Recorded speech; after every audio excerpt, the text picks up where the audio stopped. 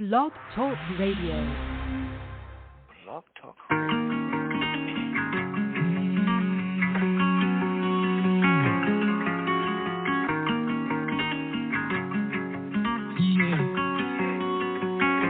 Oh, I don't want to waste another minute. Every step I know you're with me. I've been walking for a while down this road of redemption. Called on you, Jesus. I'm so thankful that you made a way. Cause I was always running, acting stupid, getting lost in confusion. Played the game, was always losing, didn't know what I was doing. Defeated, I was broken, suicidal, feeling hopeless. I was so far away from the truth.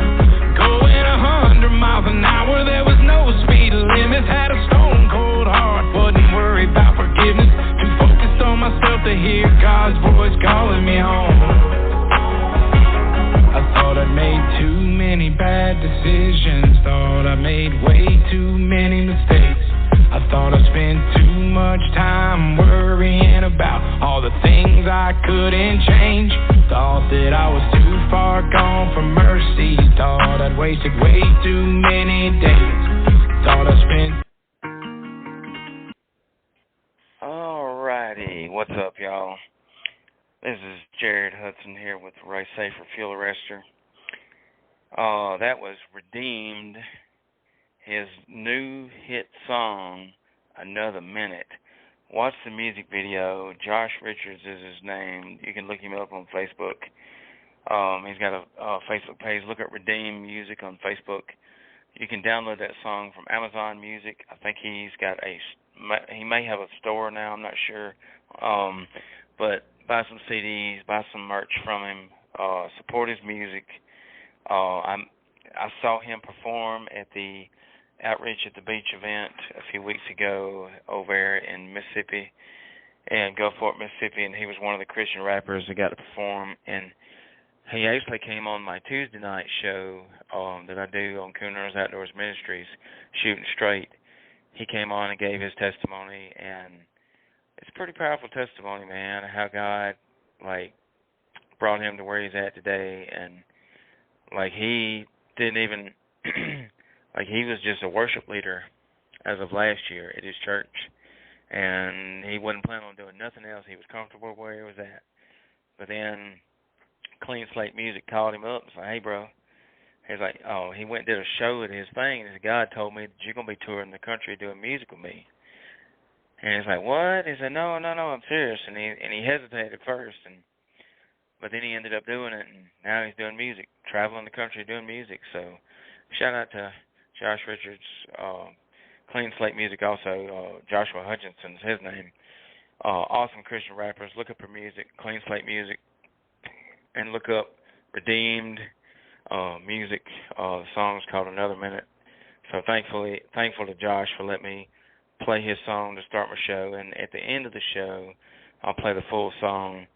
But what a great message about how God, told him that you're not too far gone for mercy, you're not too far gone for grace. So what a great. So all right, so we got a super great show.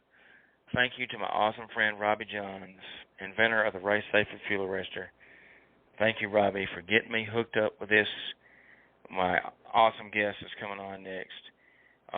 He tagged me on TikTok, so we have a TikTok, so look up Race Safer Fuel Arrestor on TikTok. You can find Jared Hudson. That will be, so just look up Jared Hudson on TikTok. That will find you Race Safer Fuel Arrestor. And then of course, you can like us on Facebook at Race Safer Fuel Arrestor. And then check out our website at racesaferfuelarrestorllc.com.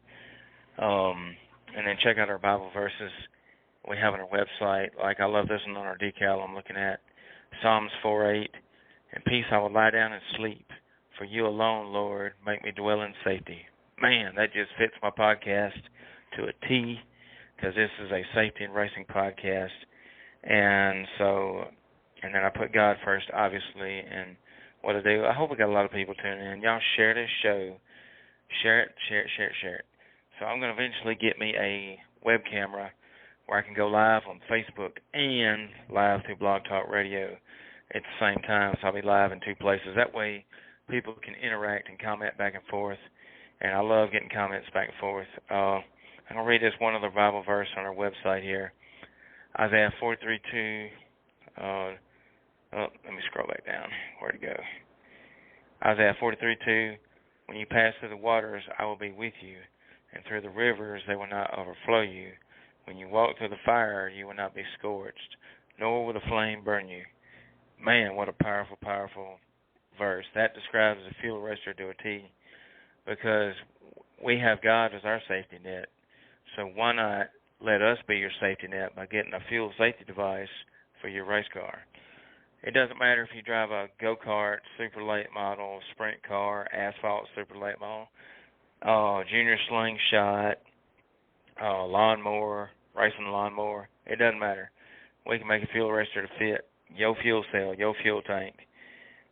Just hit us up, RaceSafetyFuelArrestorLLC.com. I'm looking at the website right now. You can read the history of Robbie and me, and so how we got it started. Got several pictures. I got flyers on there. And y'all be sure and pray for driver Angelique. Angelique, what was her last name? Anyways, it's all over Facebook. Angelique Bell, maybe. But anyways, she was driving at, I think it was Southern Oregon Speedway, if I'm not mistaken. I just happened to see their live the other night. And their promoter or photographer, whoever, it was live on their TikTok. I was watching their TikTok, and he was talking about they had a caution. I got to looking, I said, what in the world?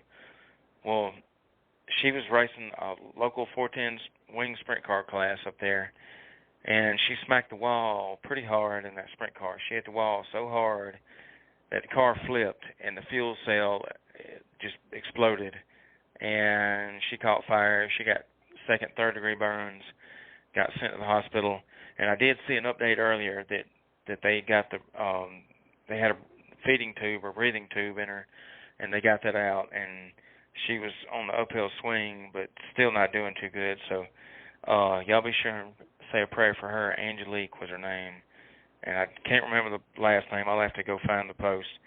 But y'all be sure and pray for her. And also other prayer requests. My friend Jessica Gerwer, pray for her. Kaylee Westerfield, pray for her and her uncle. Her uncle's not doing good, so y'all pray for them. And if you got any more prayer requests, just hit me up on Facebook. But I'm going to get to my first guest here. He is the hauler driver for super late model veteran Chris Ferguson and Marc Mosley. I believe that's, make sure I didn't butcher your name. But let's get Marc on the line here. He is the driver for the hauler, so let's see. Give a little clap there. So how you doing, buddy? Oh, man, I'm doing great. How you doing? Man, I'm doing dang near skippy. I am super thankful that we crossed paths, that God had us. I mean, I'm telling you, God has, everything happens for a reason. He had Robbie tag me in your post on TikTok, and I just happened to see that, and I was like, wow, I'm super thankful that I reached out to you. Yeah, me too, man. You know, I've tried to do funny TikToks and be, sort of a comedian on there, and it never went anywhere. But, I got hooked up with Chris about 3 years ago, but I started driving the hauler for him this year, and, I just really started covering Chris because his motto is victory in Jesus, and my wife is extremely happy that my wife's extremely happy that I'm traveling with a Christian-based team, that has good fundamentals and everything. She doesn't mind me going anytime. And, once I started covering Chris, it's like it blew up, and I say blew up anyway. It went from, 250 views on a video to where I'm getting, anywhere from 1,000 to 25,000 to 85,000 on some. So it really has been a blessing. Yeah. And I know you said awesome. We talked earlier, and you said you like to go, you put Jesus first, safety second, and then talk racing. So if you don't mind, I'll just share my testimony with you real quick. And yes, please do. We'll go from there. I made sure and told a lot of people to tune into this, and I hope at least one person gets something from this message right here. Well, I'm not going to tell you. I'm not going to tell you the light side of my Christianity, and my faith in Jesus, what I'm going to tell you, I'm going to start with the darkest side. And that's where there was a time in my life where I lost everything material in my life. I lost my house. I lost my truck. I lost my job. Everything within a week. House got foreclosed on. I was homeless living in a 2002 Buick Park Avenue in the back of one. And, wow. You know, I couldn't see the light anymore. I can tell you that. I didn't notice the sun. I didn't notice the trees, and I dang sure didn't notice God. And what I did was I broke back into that foreclosed home I had, and I went in there and left my phone on. I'd had a previous injury, so I had a bunch of morphine pills, and I looked at those morphine pills, and I had some liquor in the cabinet still that I'd left there, and I ate every one of those morphine pills. I ate enough to kill a horse. You know, I can't remember how many milligrams it was, but it should have killed me deader than a doornail. And I drank liquor in behind it to get it in my bloodstream faster. And so I can tell you something about suicide. That's what I really want to talk to you about my walk with Jesus. And, you know, I've heard this several times in my life that everyone that tries to commit suicide, before it happens, they usually regret it. If it's a fall, you know, jump off a bridge, if they take pills, anything like that, they regret it. Well, I can tell you by the time I couldn't move anymore that I was crying, literally crying, telling myself how stupid I was and that I didn't want to do it. You know, I laid there and regretted it until I passed out. And the next thing I know, I don't remember anything, but the next thing I know, there was a light in my eye, and I thought that was that tunnel everybody talks about. You know, I thought this is it, I'm going. And what that was, though, was it was the sun. And it was coming through the blinds that were closed in that room, through those little holes that the string makes. There was a spotlight going right in my eye, and it was the only ray of sunshine coming in that dark room. And it woke me up, and I just looked at that light, and I remember thinking and talking, and I said, God, if you'll let me wake up, you know, I promise you I'll never do this again. And I promise you I'll try to help anybody I can help and be a light in everybody's life that I can be a light in. And that was 3 days after I did that. And my phone was laying next to me. This is the other thing I'll never forget. My phone was laying next to me and somehow had just a little bit of charge. You know, I didn't have a missed phone call from anybody. I had alienated myself from everybody in my life. For 3 days, nobody called and checked on me. You know, I laid there and I could have died by myself alone until that ray of light come through there. And it took me 2 days to get strength up to get out of that house. You know, and from ever since that day, I've tried to walk, and I've always told myself, you know, I don't know that if all those years ago in 2009, the reason God got me up was to be on this radio program with you tonight, just to tell somebody I've had the best life I've ever had after I woke up. I've got more fulfillment out of life being nice to people, sharing Jesus with people, and sharing my testimony with people than I ever have. I got saved a month after that happened, and, you know, I can't say that I walk around just preaching the Bible, or I'm probably not sometimes the best representative for Jesus, but I can tell you this. I try to tell everybody, be happy, be safe, and, you know, just find that light inside you. If you're in your darkest place, I promise that flame's still there. I promise that little light inside you's still there. You just have to have the strength to ignite it again, or to fan that flame, you know. Yeah. Your best days are after, you know. So, wow. That is powerful. That is awesome right there. Like, I hope one of you that's listening, and I never know, I never really know who listens unless they tell me. But I hope one of you that listens, I hope y'all got something from that, because wow, that is pretty powerful. You'd have never told me laying in that bed that my life would turn out the way it has. I mean, I've had bad days since then. I'm not saying it's all good. I had to work my butt off to get back to where I was happy, because I had to find myself. You know, that's where you lose yourself, and a lot of times that's where you lose yourself with God. In my opinion, is you lose yourself. You lose that core of who you are, that light in your life. You know, you have to find inner peace before you'll find peace anywhere else. But the way you will find peace is by letting Jesus in your life. That's for sure. That's right. That is the truth. Because so many times we as people, we try to find peace from all these other things, and they can't bring the ultimate peace like Jesus can. Right. And just remember his words, do unto others as you'd have them do unto you. I live by those words 100% of my life, you know. I don't know if that's a direct quote of what that verse is, but that's the way I live my life, doing to others as you'd have them doing to you. So exactly. Because, like, doing somebody wrong is not going to get you anywhere in life. And if somebody does you wrong, you just pray for them, and you kill them with kindness. Rip. I wave at people when they're mad at me, and I smile at people. There you go, because, you know, I've had to learn over the years to not hold grudges. Like, if somebody does you wrong, like, what's the point in dwelling and harping on it, and what's the point in saying, you know, well, I forgive them, but I ain't got to forget. You know, that's the wrong attitude to have. If you forgive them, right.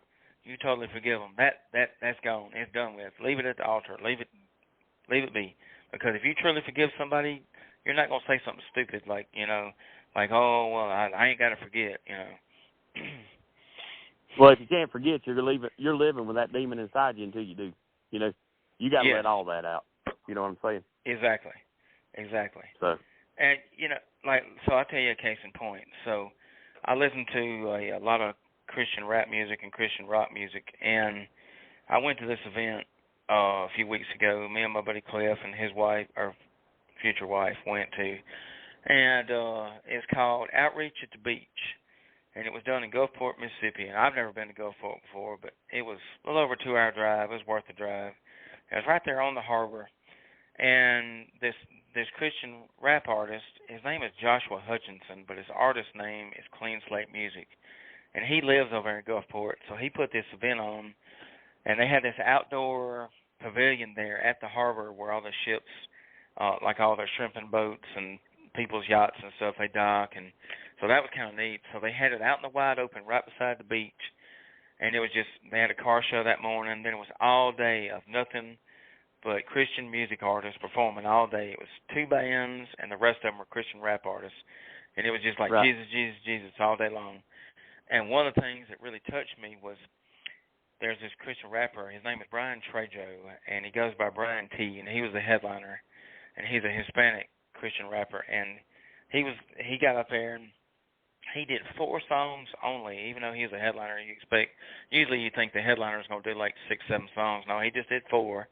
I think it was 4, and he got done with that. And then he got everybody in a circle there. And I don't remember exactly how he said it. I wish I could remember. But he said something about, if y'all want, he said, I want y'all to back up. If somebody's ever done you wrong, I want you to back up or whatever. And so everybody started backing up. And then he said something else. All right, I want you to back up again. Well, eventually the circle started getting bigger and bigger the more he said it. And basically I was backed up against the stage, touching it at this point when he got done with like 4 of them. Then he says, all right, and he gets everybody to start going forward, and he tells everybody why to go forward. Now, mind you, he's in the middle of this crowd full of like 30, 40, 50 people or more out in front of the stage there. He's in the middle of them, and we're all gathering up close to him, and we're pretty much, you know, touching elbows with him or whatever. And then he says, I want y'all to do this. He said, if somebody's ever done you wrong, or somebody's ever mistreated you or whatever the case, he said, I want you to just whisper out the names of anybody that's ever done you wrong and just let it go. Just forgive them, leave it at the altar right here, just let it go. And you know what? I did that for the first time in my life. I let like 5 or 6 names go, and I didn't mind saying them out loud. I let it go, and it was the most awesome feeling in the world to let that go. And then when he got done with all that, all the other artists that had performed during the day got right up by the stage beside him, and they did an altar call. And they had a mobile baptism trailer up there where they were baptizing people during the day. And then the cool thing, after he got done with all that, he had the altar call. And if it hadn't been so many people by the stage, I believe it would have been people running to Jesus. And I bet you I watched 4 or 5 people get saved. And then I saw this Hispanic guy go up and pray for my buddy Cliff, and then like 2 minutes later, he comes up to me and sees my ministry shirt. He said, hey, buddy, can I pray for you? And can I pray for your ministry? I said, sure. And then he prayed for me. I prayed for him. I've never experienced that. And then when I got done, it was probably 6 or 7 people that got saved. And then I found out when I left, they baptized like 10 different people after I left the show. And that was the coolest experience I've ever. But like when he said to just let all those names go. And I thought about it later. I said, man, I had some more names I should have said. But that's okay. I let it go.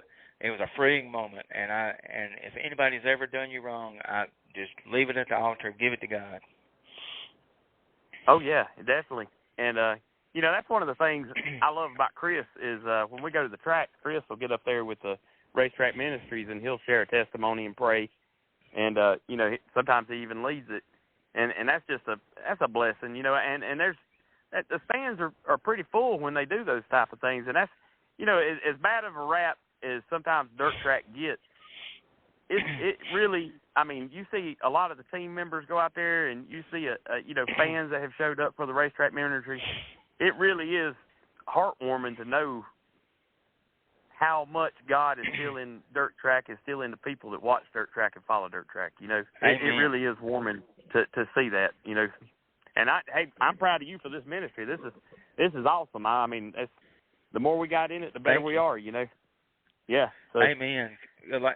Like even though I wear many hats. I'm an announcer at a track, quarter-mile dirt track called Tri-County Speedway, and then, of course, I got my ministry, Cooners Outdoors Ministries.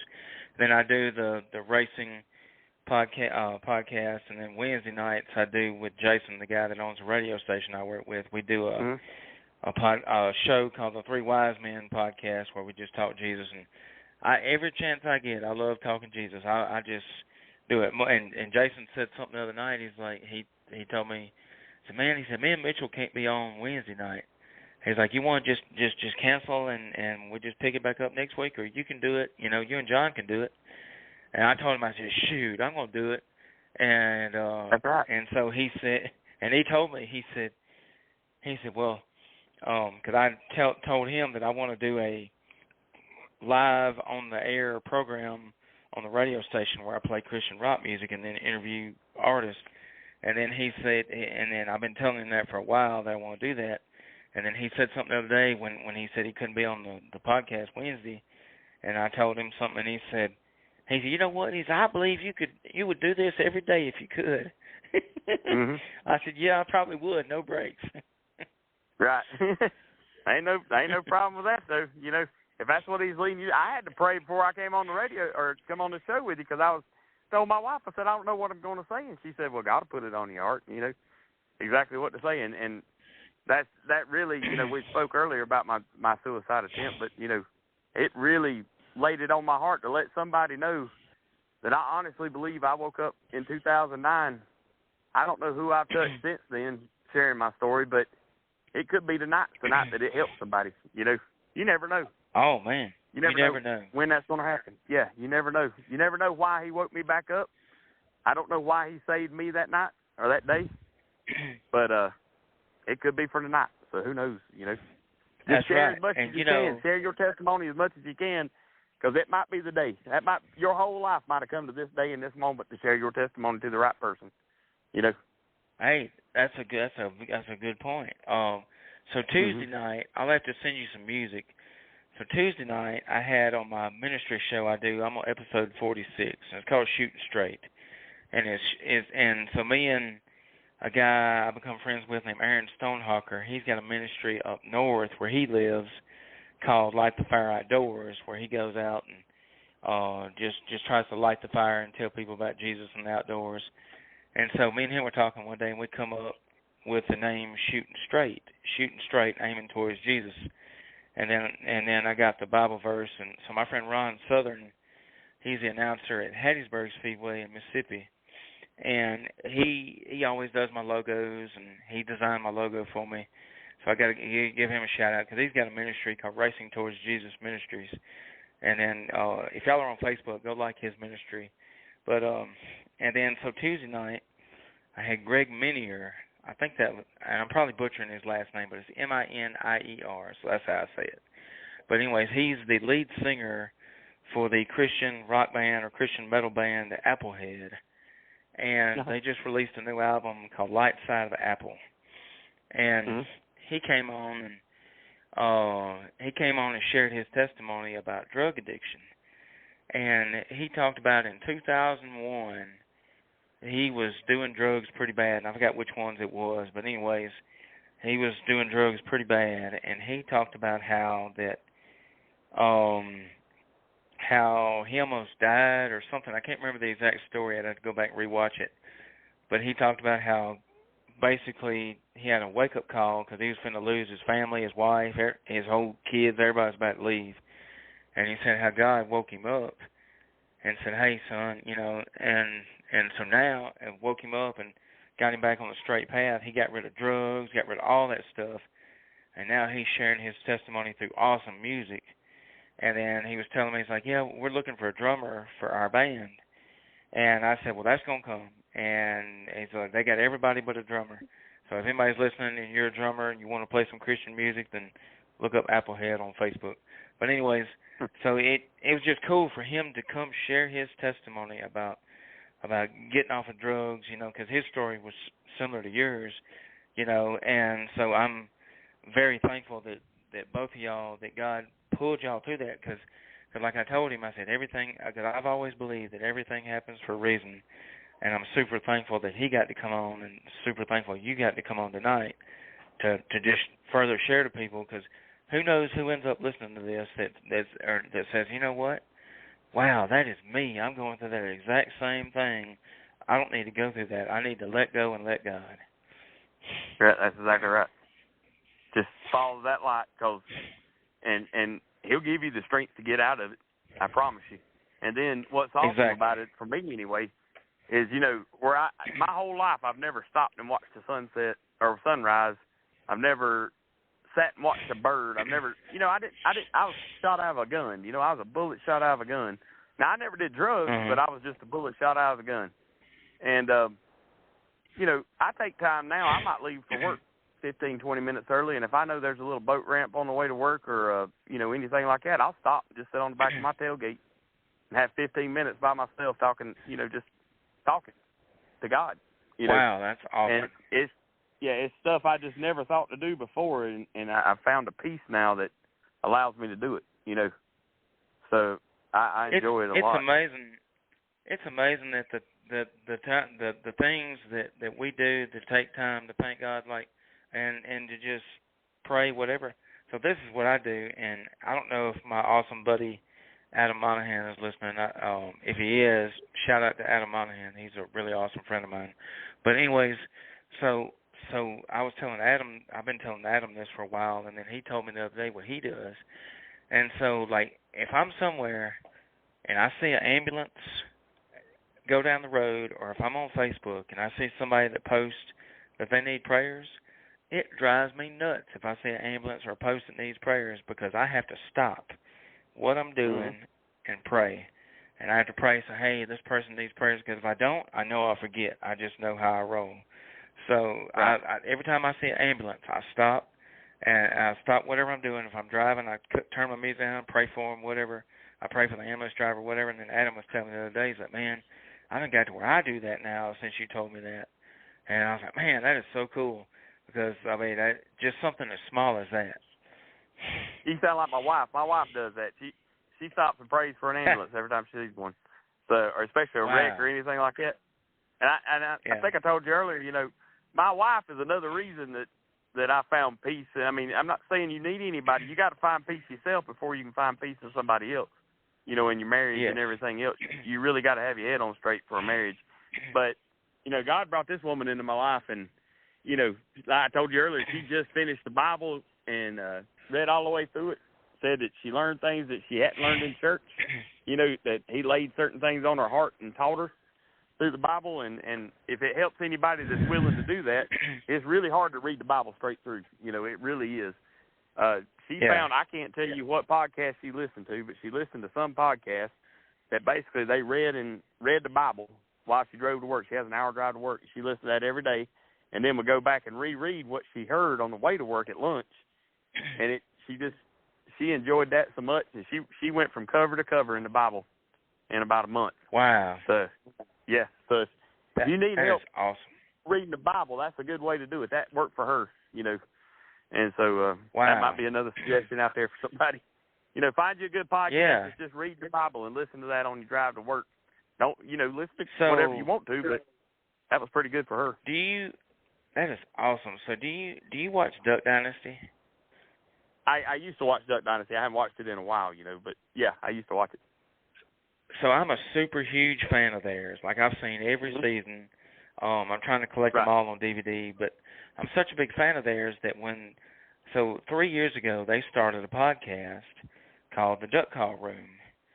And so I went back, and it took me a long time to go back and start but you got to start from the first episode. If you don't, you'll be lost. But I started from the very first episode 3 years ago, and I finally caught up. So now, every Tuesday and every Thursday, they debut live on the YouTube, and I set the notifications where I get one. So it's got Uncle Si, it's got Martin, it's got Johnny D, and then they always have two different guests. And 1 week it'll be Philip McMillan that was on the show, that's friends of theirs, or Phil Robertson, or the next week it'll be whoever. And they always read from the Bible. They always tell funny stories about the duck hunting or whatever. But and then they always have Jesus discussions. And at the end, Uncle Si always read the Bible verse to end the show. And it's cool. Then even the guests they get on there, they talk Jesus. Well, then on top of that, aside from that one, and it debuts every Thursday at 6 and then every Tuesday at 6.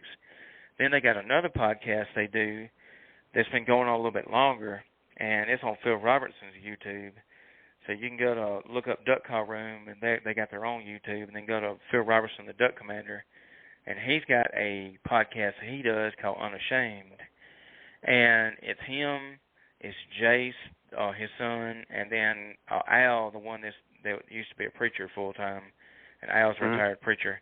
So it's those three, and then they got another guy that helps them, and sometimes they'll have guests, and I just started on it recently, but what they do on this one, and they just won a K-Love Award for the best podcast on the K-Love, so that's a pretty big deal. So it's cool because they not only talk a little bit of duck hunting, whatever, but more than half the show, it's usually about 50 minutes long or longer, they'll actually read from the Bible and they'll discuss it.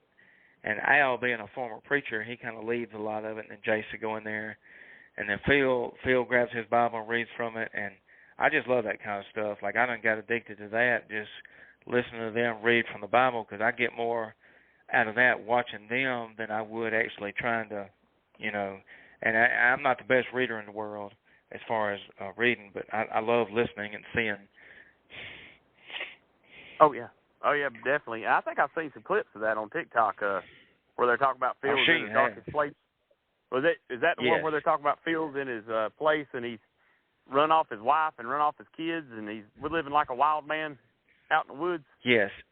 In fact, that's I haven't amazing. seen it. I haven't seen it yet, but it just come out on DVD.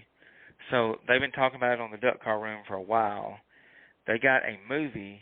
They made a Hollywood-type movie that shows Phil Robertson's history about how he was an alcoholic, he was a drunk, and like you said, he run his wife, Miss Kay, off, or almost run her off. He near about run his whole family off. And so they made a movie about it, and they got a guy to play Phil, and then some of these guys actually played themselves in the movie, but most of them were too old, so they had to get another actor to play them as their younger self or whatever.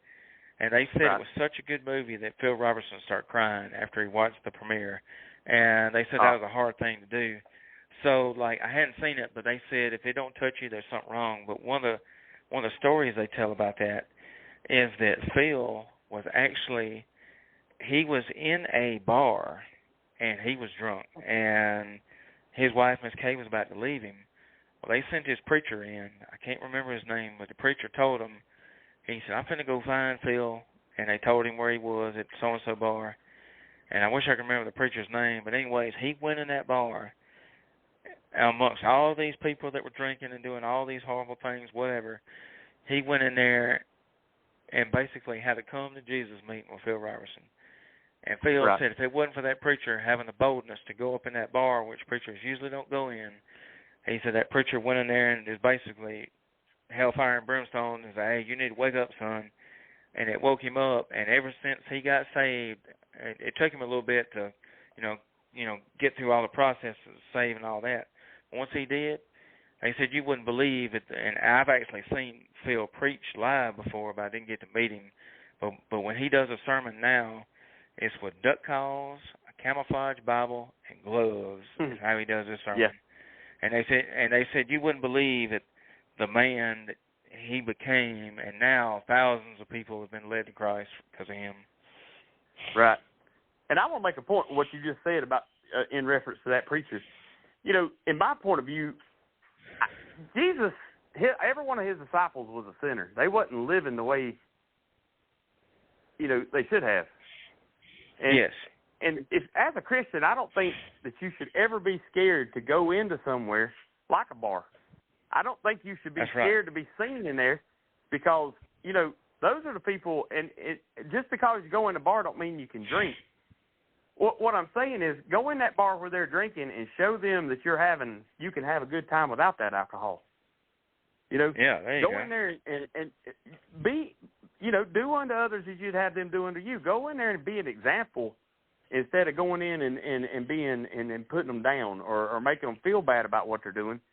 Go in there and show them what you could be as a Christian without that. And help, be the that's light how of you're going to Christ. help somebody. Yeah, you get bees with honey, you know. And if you can just go in there and be a light, if you can sit there and talk. Let's say your best friend's an alcoholic. Go to the bar with him. Don't have a drink with him. Just sit there and talk to him. Because you know you might talk him out of that bar eventually. You know. That's right. And he might you come never to know. church. If you sit in that bar with him, he may come to church with you. You may save that man. You know. That's the way I look at That's it right. anyway. And so here's a good example. So you ever listen to Stryper? I think I have. I can't say off the top of my head. No, I listen to a lot of stuff. Okay, so Stryper is a Christian metal band from the 80s. Yes. And yes, I know exactly who they are then. I didn't know if that was who you were referring to. Yes, but I know. Yes. Yep, the yellow and black. They had the yellow and black suits everywhere they went. Well, I'm such a huge, they're my favorite band of all time. Like, out of all the music I listen to, they're my number one. And so I finally got to go see them in concert. Me and my buddy John Regan, who helps me with my ministry, we went and saw them at the Hard Rock Casino in Biloxi, Mississippi. And I don't really like casinos. They're not my kind of place, you know. But I wanted to go to this concert because it was a Christian band. And so Stryper, ever since their debut album, so they had a debut album called To Hell with the Devil. And everybody said, oh, that's too much controversy. Well, we don't like that. They said hell. Oh, that's bad word. They got shunned by so many people, and people said, oh, no, we don't need to have that. Well, by the grace of God, they went platinum. And platinum means you sell over 1 million records. So that was their debut album, sold over 1 million records, and the song To Hell with the Devil is the name of the album. But what it references, if you watch the music video, it talks about how, to hell with the devil, get back from me, Satan. You know, you're not going to rule my life because I got God as my number one, is basically what the song says. So, like, and their verse is Isaiah 53:5, King James, which is what I use in my ministry. And it says, and ever since their very first album, they've always put this verse, a reference on every album they've ever done. And it says, but he was wounded for our transgressions, he was bruised for our iniquities. The chastisement of our peace was upon him, and with his stripes we are healed. So when I went to this concert, like, I ain't gonna lie, when I meet famous people, and I know a lot of them are just regular dudes like me, you know, just regular old whatever. But even though, you know, I was so excited, I was like, oh my gosh, it's my favorite band I get to meet, and I knew all the band members, and so it was at the Hard Rock Casino, and I told John I got the VIP pass, and he didn't. And so I told John, I said, man, look at all these people in this casino that are here for something other than Jesus. And here we go, we got a Christian rock band playing on stage, and it was so loud, I wouldn't be surprised if they heard it out in the halls where people were playing gambling. And like it was so cool to me that Jesus music was just over the whole entire casino. It was great. And, like, I met the band. They were super nice. They were super, super friendly. They were super awesome. And I just love that kind of, just shows you that you can have Jesus anywhere and everywhere. Right, you can. But that's one of my biggest messages in life is if you're not willing to follow if you follow Christ, you shouldn't be scared to go anywhere. at all. That's right. And if That's you're right. not willing to walk with them through their battles, they're not going to follow you into church. That's one of the things I've always believed. You know. Man, that is So. you preach some truth right there. I'd give you a high five if I could. But yeah, if you can't follow them them through their darkest hours, they're not going to follow you to the light. So, you know, that's right. the way it That's is. right. And so something I do is, like, I'm at a dirt track race every weekend, whether I'm at the racetrack I work for or whether I'm like I go to two tracks, go to one track in Florida, Northwest Florida Speedway in Baker, and then I go to Deep South Speedway in Loxley, which is towards the beach, and then I go to Why Not in Mississippi, and then I go to some others. And one thing I always do, I keep in my camera bag, since I've filmed races for the Southern Dirt Report, I keep in my camera bag, I always keep these witnessing tracks that I've been getting from my church. And I fold them up. They're super easy. They're paper. I fold them up. And I do it at work, wherever, but I especially do it at the racetrack. And I'll hand out my little pocket crosses, too, to a driver. I'll go to a driver, crew member, somebody I feel like God's leading on my heart that, hey, you need to go speak to this person. And I'll say, here you go. here's your witnessing track. And it's just something so simple. I won't say witnessing track. I say, here's your free gift. And I've only ever had one person turn one of those down. Most of the time, they either say thank you, or every now and then they just don't say nothing. But who knows what that does to somebody. And, you know, so there's another radio station I listen to that I don't work with, but it's called ChristianRock.net. And they do this thing on there. They'll play like 7 Christian rock songs in a row, no commercials. And then they'll pause, and they have this thing called Evangelism Minute with Pastor Dave Chafee from Agents for Christ Ministries. And I remember looking it up one time, and Agents for Christ Ministries is a ministry where they go out and they try to be agents for Christ and tell people about Jesus. And each little Evangelism Minute segment they do on there, he has something different. Well, one of them that really stuck with me was about witnessing tracks. And he said, if you got a witnessing track, he said, one thing about those witnessing tracks is they don't talk back. They're just there. And whether somebody throws it away or leaves it there, somebody is going to end up with that witnessing track. And then when he said, when they don't talk back, because a lot of times we as people, we talk back and we make things worse. But that witnessing track, all they got to do is read it, and it's not going to talk back, and it's going to be there. Right. And I've never thought about that. You're right about it. You know, they may lay it down, but you never know who's going to pick it up. You know. Exactly. You just never know. Right. I'm a strong believer in one action leading to another action. Basically, a butterfly flaps its wings in Africa, and it makes a tornado here. You know, one of those type people. Yeah. And you just never know what happens. You don't know that you didn't hand it to him, and he placed it in the right place where the next person finds it, and then finds what they need. You know. So. In fact, this happened to me at work the other day. So I work at a Mack truck dealership, and we sell Mack trucks. We sell brand new ones, and then we also I work in the mechanic shop where we work on our customers' trucks. And so we had a guy come in the other day. I think it was a business called LV Recycling or some kind of recycling company. And so where I live in a little redneck, actually where I work at. I work 30 minutes from where I live. It's a little redneck town called Pine Hill. And then below it is another little redneck community called Yellow Bluff. Well, right there in Yellow Bluff, there's a huge mill that International Paper owns. And because of that mill is the reason why we're open, because that paper mill services the whole entire south area, huge paper mill. Log trucks, thousands and thousands of log trucks every day. Well, this guy come by work one day, and he came by. He came by because his lights wasn't working, and so he's getting my buddy Robert to check his truck out, and his trailer lights wasn't working, is what it was. And so I walked up to him, and I walked out of the bathroom. I seen him there, and I said, you know what? I'm going to go give this guy one of my pocket crosses. And I said, I'm going to tell him about Jesus. And so I hand him one of my aluminum crosses, and I hand him a little card, and my little card talks about the cross in my pocket on one side, and the other side has got my verse I just read with my logo. And I handed it to him, and Robert's working on his truck, and the guy says, man, thank you, brother. Thank you, brother. I really needed that. And I said, do what? And he said, well, you just confirmed to me. He said, see, my wife and I, he was telling me that he had an alcohol addiction, I think it was, and he got saved from that. And he told me, he said, I'm a new Christian. He said, I didn't get saved until 2020.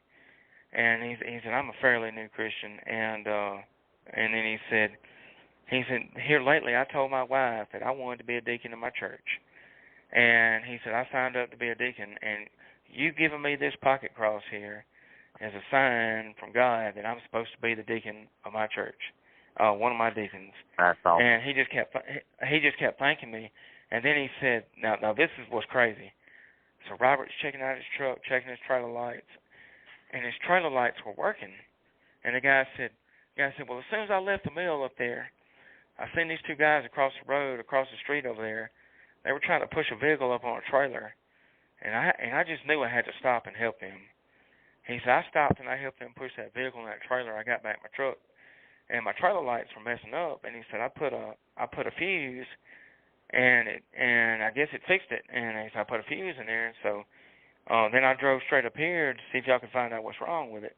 Now, mind you, so Volvo owns Mack, so it's a brand new Volvo truck, looked to be, and it was a day cab truck. So, anyways, Robert's messing with us, and then him and the driver, they're over there shaking his trailer wires, and it's not acting up for nothing, not acting up at all. And Robert says, well, here's your extra fuse. Keep it with you just in case. And the guy says, okay, well, I appreciate it. I told that guy straight up, I said, you know what? I believe God caused your trailer lights to mess up like that so you could come up here and meet me. I said, I do believe that everything happens for a reason. And I told him that. He said, you know what? He said, I believe you're right. And then because I feel like I'm supposed to be the deacon of my church. And because I stopped here, and so that's the coolest story that I can tell from now on how awesome God works. Because his trailer lights worked. Nothing was wrong, and he left there. And I saw him drive up and down the road another time after that, but I hadn't seen him since. It was like, talk to him. Yeah. But that was cool, though. Oh, yeah. Well, it's funny. I'm hard-headed as everything. And I think God's patient with hard-headed people sometimes, And I think he's patient with us. He lets us take all the time we need to figure out where we need to be if we'll give him the opportunity, or hear him anyway. So, but you tell me about your fuel. I don't want to change the subject, but your fuel safety thing. Sure. Yes. Man, you told me all about it earlier today, and when you described that to me, and you said that somebody had said, if they were mandatory, I'd buy one. Well, to me, that sounds like that's like having a house without a smoke detector in it. Exactly. They don't make you have them, but you better get one. Exactly. And, okay, I could name. There was at least 5, 6 different drivers who have told me straight up, you know what? And one or two of them, they talked about how awesome it was. Oh, that's a great idea. I love it. Okay. Well, and then next thing you know, well, if they make it mandatory, I'd buy one. You know how stupid that sounds? What an idiotic statement to say. I don't mind speaking my mind and saying that. You're an idiot if you believe that. I'm sorry. I'm not trying to scare off business. I'm not trying to hurt whatever. But I'm just being real here. I love being honest and speaking my mind. If you're gonna say that is just so dumb to me. And just like you said, that's the ones that's gonna get hurt. That's the ones that get the ones, and especially the ones that go to the racetrack that look like a blind mime went up there with a welder and with some Chinese welding rods and went to town. That's about what that amounts to. Well, when I was at EMT, I saw more people get killed within a mile of their house. And you know why they got killed? Is because that store they were going to was a mile from their house. They didn't want to put the seatbelt on. And then they got hit. And then they got killed. And so that's the See, same. It's in that same vein to me. You know, you wear your seatbelt everywhere you go, but just because why not put it on for that mile? I think about that every time I get in my truck or anything, put my seatbelt on. And it's simply because it looks like you'd see enough drivers flip and catch on fire, just like what happened last night or whenever that was. Yes. To know that could be you at any moment in time. You know, why not look out for your safety? Why not? What's wrong with having it on your car? You know, honestly, what's wrong with having it on your car? So Robbie, and I understand his frustration. I get it, because he gets frustrated because people say they love it. You know, like so. He invented it 24 years ago. And like I was telling you earlier, for those who don't know the story, you can look up Robbie's story on our Facebook at Race Safe for Fuel Arrestor. Because I had Tori Tellum. So Tori Tellum is a Christian rap artist, and she runs a radio station called WVYU or something. It's a Christian radio station. I met her at a concert. And so what's cool about Tori is she's got a doctorate. She graduated from the college that her dad leads or whatever. Her dad's a pastor of. Mm-hmm. And she's super doctorate. I got her for a Christmas gift last year. I got her to write this article on Robbie, and it's on her Facebook. You can scroll down and find it.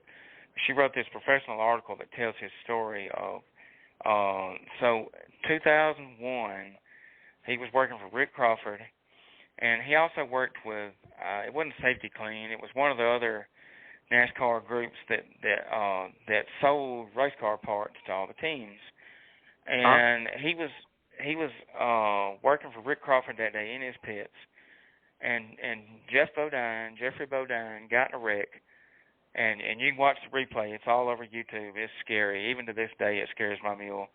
But Jeff Bodine was racing the Truck Series race, Craftsman Truck Series, smoked the wall at Daytona, the season opener. His fuel cell went flying across the racetrack on fire, destroyed his truck. I mean, there was nothing left. That fuel cell probably went 200 yards and landed at the other, right up towards the wall, and it was on fire. And Jeff Bodine got sent to the hospital. And Jeff Bodine's a Christian, which is super awesome. He tells his testimony to Dale Jr. on the Dale Jr. download about that. And then he also, Dr. Jerry Punch, interviewed him the next day when he was in the hospital. He interviewed him from the hospital bed about that. And Jeff Bodine will tell you today, and I've never met him, I'd love to meet him, but he'll tell you today it's a blessing from God he survived that.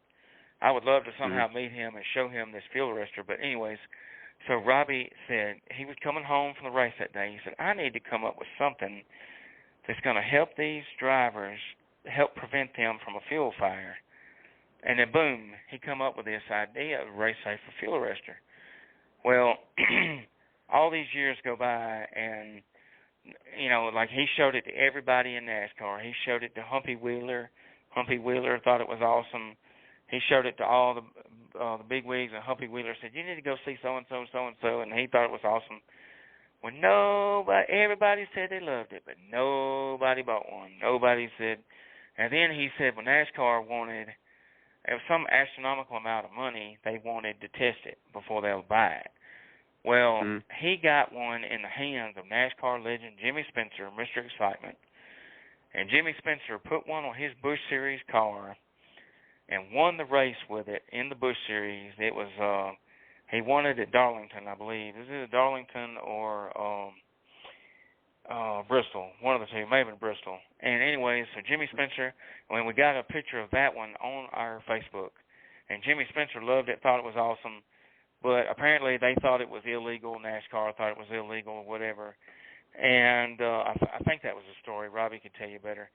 But then, like, so nothing ever became of it because they wanted, like, $500,000 or whatever it was just to test the product, see if they liked it. And, of course, he didn't have that kind of money. So, and then many years later, I came along, and I'm good at social media. I'm good at selling. I can sell ice to Eskimos. And, like, so I told him, I said, this is what you need is me to promote this fuel product. Because, like, if you go on our Facebook, there's dozens and dozens of videos. Like, he literally spends all day long, that's all he does when he's not working his business as a welder. He spends most of his time looking up videos of drivers that got burned from a fuel fire or drivers that caught fire. And then one of them happened last year, at Talladega during the ARCA race. It was one of the, I can't remember the ARCA driver. It's on our Facebook. But he smacked the wall, and the front of his car, the fuel pump, I think, broke on the front of his car. And it broke, and Derek Lancaster, that's who it was. Derek Lancaster got sent to Talladega's hospital, and he got like second-degree burns from that. And people just don't take it serious. They joke about it. All they want to spend money on high horsepower, shocks, a stupid wrap. Which I love wrap. Right. I love the fact that it advertises sponsors. But when you start putting that ahead of safety, that becomes a problem in my eyes. Oh yeah, definitely. I mean, it's just like Bloomquist's wreck the other day at Eldora with us. I mean, we were in the same race he was in. Chris was in the same race he was in. And excuse me. And he flipped, and I know their fuel tanks are self-sealing. I get that, but what about that quarter gallon of gas that's in his fuel line going to his engine? It's not yes. sealed, and that could have easily hit the headers, done anything if it had just broke right there at the carburetor. I mean, that would have been a bad situation. Or even like Brandon Shepard when he was upside down the other day up at Macon. He hung there for 15 minutes before they could get him out. That was my biggest fear with the fuel fire. While he hung up there 15 minutes, Brian Shirley and I forget who the other driver was that had to help him. Who was that? Brian Shirley and somebody had to help get him out, help the track officials get him out because he hung for 15 minutes upside down. They couldn't do anything with him. Wow. And might have been Shannon Babb, I can't remember, but two of the drivers had to help him out to get him untangled from that. I mean, that's 15 minutes of hanging there when at any moment the car underneath him, the car beside him, his car could have caught on fire. I agree with you. I think there needs to be something like the product you're talking about there, that Feel Safer. So that sounds like an awesome product to me. I just wish more people cared about safety. Being a former EMT, I saw everything in the world that you could think of. People. I bet. To me, safety is 100%. First priority. I agree, and here's a story for you. So Kyle Jinks, I hope Kyle Jinks is listening. Super awesome dude. I've never met him, but he runs a page on Facebook called Front Wheel Drive Fridays, and he came on my show 2 weeks ago. And so Kyle, he has one of our fuel arresters on his car. So Front Wheel Drive Fridays, what he does is he promotes front wheel drive racing because he races in the SCDRA class. And for those that don't know what that is, that's a Sport Compact Racing Development Association. Basically, that's your Stinger four-cylinder cars we race here. They're stock from the junkyard. They race those, but way more horsepower, and you can do more stuff to them. They're the highest horsepower four-cylinder you can race. And so he races with them, and he promotes them, and he travels. He's a pretty big deal in the Carolinas, from North Carolina, where he lives. So he bought one from us because he got in a wreck last year, and Outside the Groove magazine did a story on it, and it's on their website. You can look it up on Outside the Groove magazine. But they did a story about him wrecking last year. And one of the drivers had a GoPro camera, and you can see the cars weaving in and out. They're passing each other. It was for the feature race, I think it was. Kyle can tell you. And all of a sudden, he goes to turn a little bit, goes to move. Another car darts over and hits him. And when he does, he barrel rolls. He counted 18 rotations. And he blacked out after that. Yeah, 18. You can see it in the video. It looks like a video game. That car just rolled and rolled. It was a Nissan. And he nicknamed it the Nasty Nissan. And 18 freaking rotations. That scared my mule. I just wanted to cry watching it. And so he got put in the hospital. Well, because he had one of the best cages you could buy in it and good safety equipment, then he survived by the will of God, or the grace of God. And so he lived to tell about it. Well, he wanted to buy a fuel arrestor from us, so he bought one. And so he wanted to promote it for us. So he's got us on his wrap on his car, which is cool. If you look at the very bottom of his wrap on his Facebook, you'll see our logo on the bottom of the other list of sponsors and whatnot. So he bought one. Yes. And he raced it. Well, he did a video. There's 2 videos. He went live on Facebook, and his live crashed, so he had to start back over. So I combined both videos and put it on our Facebook. And what he talks about is he shows it in his car, and he talks about our product. And what he talks about how he gives you time to get out of the race car. Now, it's like anything in racing. It's going to take damage. It's not 100% foolproof. But it will soak up a good bit of your race fuel. It won't soak up all of it. And he explains, like 30% or whatever he explained. Then he said it gives you time to get unbuckled, time to get out. So he explains all that and talks about how great, and he tells everybody to, use the promo code JokerStyle on our website and get a deal. So, because his nickname is JokerStyle Kyle. So anyways, so fast forward to today. He got his new car ready. He didn't have a car, and because everybody liked him so much in the area, he was so popular with everybody, they all pulled together, and several sponsors of his came together, and they helped build his Acura that he's driving now. So he bought him an aluminum fuel cell, put it on the car, and that was what he had the fuel arrestor in. Well, a few weeks ago at Lakeview Motor Speedway, he was racing, and he noticed that fuel was leaking out. And he said, well, darn, where's this fuel coming from? And he told me straight up, he said, Jared, your fuel arrestor did what it was supposed to do. It soaked the fuel up. And so it didn't really take no damage. So if it had took damage, then it would have been a one-time use only. But because it didn't take damage and didn't soak up a lot of fuel, then he let it dry out, reuse it again. So he let it dry out, and he could never figure out where it was leaking from. Well, then last weekend, he's racing again with the series, and then boom, he had more fuel spilling out. He could smell it during the feature. Well, he pulled off because he had some damage to his car. He said, "No, this ain't worth it. I ain't trying to kill myself again," because he like to die in that wreck last year. Well, he checked his fuel cell, and he started grinding away at the paint right there, and looked, and it was right there where the welds were. There was a crack going along them welds, and you could see where the fuel had been coming out.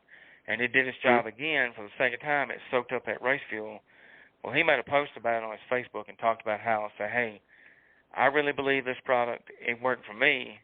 And now he's got proof. He's got the picture of the fuel cell where it was damaged. And then he's going to do a video for us of what the fuel arrestor looks like and what it did to showcase that. So I'm excited about that. But even he told me that nobody takes it serious. He's like, because his thing is, he's got a thing called Check Your Safety. And so I use the same thing. Because of him, I use a hashtag, Check Your Safety. Because all he talks about is safety this, safety that, safety. And then as much as he promotes us, and he tags us in every single Facebook post, but nobody really cares enough. They all just kind of, just whatever. And he's like, I'm trying. I think, you just keep trying. Somebody's going to see it and take notice. Well, I think we all know how hard race car drivers can be, and teams and owners and everything. I mean, look how long it took them to get a Hans device in there. It took concussion after concussion. People, it just, until it really hits home, that's the sad part. Until it really hits home, they usually don't like to change. But, I think I think the way you describe your product and everything, I think it's a great product. I hope nobody has to die for it to be implemented. Exactly. But, I really hope it opens up some eyes and helps some of the people in the classes that can run it. I don't know if we could run it in our class. We probably could if we got it approved, but, it's just one of those things. So, that's the sad thing. It's as important as safety is, somebody has to die before they'll do anything about it, Exactly, so, and that's what I told Robbie, because Dale Earnhardt died because he didn't have a neck restraint, 1. 2, his seatbelt wasn't tight all the way, was the other thing that killed him. And, Sterling Marlin, he's got dementia, I think it is. He's got some kind of disease now, and he still races asphalt, late models. But to this day, do you know Sterling Marlin still blames himself for killing Dale Earnhardt? And it wasn't Sterling Marlin that killed him. Is the seatbelts not being tight enough, that, and then them not wearing a neck restraint. And, because of that, because of Earnhardt dying, that's how we got the Hans device mandatory in NASCAR. And I told Robbie, I said, I hate to say this, but it's going to take somebody local to get burned in a race car. They finally said, well, maybe Jared and Robbie's not these idiots we thought they were. Maybe he did. Maybe he is a pioneer in safety. Maybe he's been racing cars for over 30 years and he knows what he's talking about. I just wish people wouldn't joke about safety. Yeah, I do too. But, usually the ones laughing aren't laughing at the end. That's the only sad thing about it. But yeah, exactly. And it's like that girl I think I was talking about earlier when at South Oregon Speedway or whatever it was, when I seen her live the other night. I just sitting there watching it, and then the guy finally showed his face. He flipped the camera around. It's like, you know, he was the videographer for the racetrack, and he was live on the racetrack's TikTok, and then he was just showing that Angelique Bell or whatever her last name was. I'm sorry, I forgot her last name. But y'all be sure and pray for her. She's in the hospital. She wrecked her 410 sprint car, and she smacked the wall so hard that fuel cell ejected, and actually it flipped upside down, and fuel spilled all over her. She got third-degree burns or second-degree burns, where it was, and they rushed her to the hospital immediately. They canceled the races for the rest of the night. That's how bad it was. And like they actually showed. Like the guy was live, and they actually showed her on the stretcher on the middle of the dirt track there, and they were loading her up on the stretcher, and then they got her in the ambulance and took her to the hospital, and then last update I saw earlier that they had got the breathing tube out of her, but she was still burned pretty badly. So y'all be sure and keep her and Angelique in your prayers. That's what I read. That is scary, and I didn't see the wreck. But God was telling me, I just knew. I was up late at night last night, and God was telling me, hey, you need to watch this video. I was like, okay, and I got a notification that Southern Oregon Speedway or whatever, something Oregon Speedway was live, and I'd missed the first part of it, but then I tuned in just in time to see her on the racetrack in a stretcher. And that is a miracle from God that she survived that. That's the only way to describe it, but God. And until you've seen a burned victim, or you've been a burn victim. I've never been a burn victim, but I've seen the pain and listened to them talk about the years of pain they have to go through for, that's a bad thing. You get burned and you go to the hospital, they have to pull your skin off. They have to clean these scabs every day. And they say there's not a pain medicine that can knock that out. And then, it's just all that burn there. They scrape it every day or every other day to get it off of you. They have to keep it open. I just couldn't imagine that pain. They say morphine can't even touch it when they're doing that, And that's got to be horrible. If there's a device that would prevent that, I don't know why everybody wouldn't use it. But everybody wears a fire suit. You can't get in a race car without a fire suit. But that fire suit's not going to save you from the fire. You know what I mean? Exactly. So have you ever heard of NASCAR driver Joe Nicolosi? I haven't, no. I think he was a former NASCAR driver. But anyways, he raced. He was real famous. And Robbie knew his story. And I reached out to Joe on Facebook. And Joe got burned many years ago in a NASCAR race. And he has a nub for a hand. Like he lost his arm, his hand or whatever. And like he was burned pretty bad. And you'll have to look up his story. But like I reached out to him about coming live with us. And he said, and he sent me a message back on Messenger and said something like, I've been trying for years, been talking to NASCAR for years about doing something about this, but nobody, and he's like, well, I want to see your product first before, just, I guess, kind of test it out, see what, and we can't, and I do have people tell us, say, why don't you just test it, see if it'll work? I said, well, I can't test a $400 or $500 item.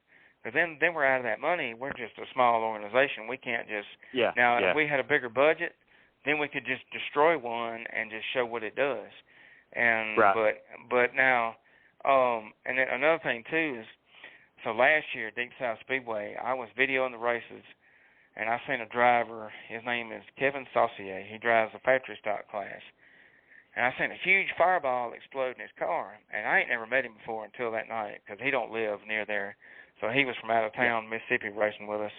And I went and met him and was talking to him in the pits. I said, hey, what happened? He said, well, my battery exploded. I said, dang, that was a big fireball. And I told him about our product.